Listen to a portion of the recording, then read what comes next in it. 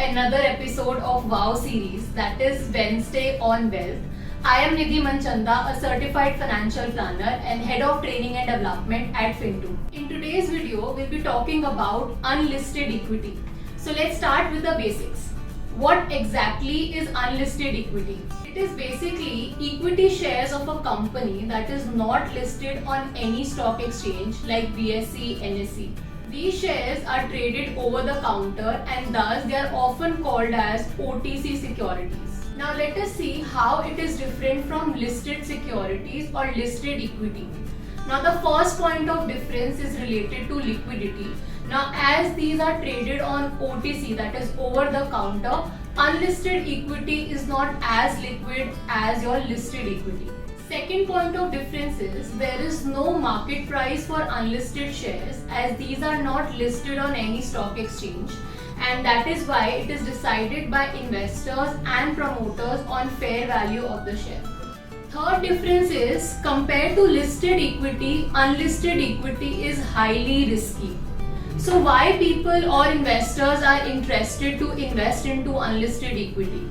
Well, there is a high growth opportunity while investing into unlisted equity, as these companies are not listed initially, but when these companies get listed, it can yield higher returns.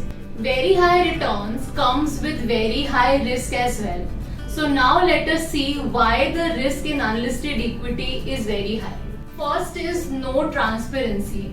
It becomes difficult for the investor to figure out which company is good or bad as the financial information or the financial documents are not publicly available for analyzing. Now the second disadvantage here is due diligence process. Now this process of unlisted equity is very rigorous as compared to listed equities. Third reason why it makes the unlisted equity more risky is because there can be a delay in delivery and there is also a counterparty risk which is involved when you are investing in unlisted equity. Fourth is lack of regulation, which makes it a high risky investment. Also please note that the entire investing process in unlisted equity is cumbersome and more paperwork is required if the stock is not available in demat form. But yet, because of high growth opportunities and potential to earn very high returns, investors look forward to invest in unlisted equity. Now let us see how to invest in unlisted equity. Well, there are a couple of ways to invest here. The first one is through investing in pre-IPOs or startups which are not listed right now but they have plans to get listed in near future.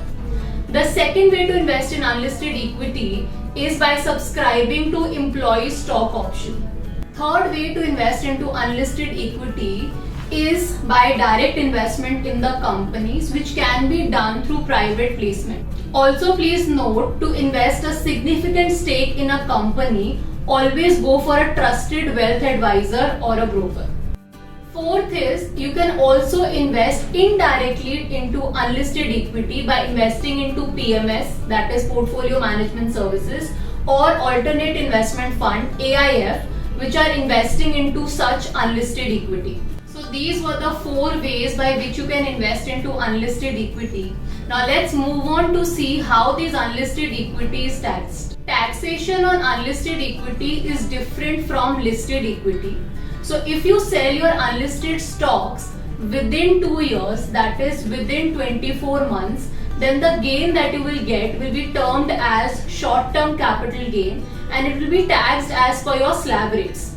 On the other hand, if you hold the unlisted stocks for 2 years or more, then the gain that you will get will be termed as long-term capital gain and such gain will be taxed at the rate of 20% with indexation benefit. Now you must be wondering whether you should be investing into unlisted equity or not. First of all, I would suggest that check your risk profile, and investors whose risk profile is highly aggressive, only those investors should go ahead in investing into unlisted equity. And if you are someone who is not sure about what risk profiling is, we have already made a video on risk profiling earlier, you can check that out. Unlisted equity is recommended for highly aggressive investors who usually invest into stocks, PMS, AIFs, real estate, etc. So if you are also into this category, then you can definitely invest into unlisted equity. But please note that you should always be investing your surplus money or the excess money that you have into unlisted equity. I hope now it is clear what is unlisted equity and who should invest into unlisted equity. For any further query, feel free to get in touch with a finance expert. In our next WOW video, we'll come up with our recommendations on unlisted stocks. So if you wish to invest, do subscribe to our channel and hit the bell icon so that you get notified once we upload that video.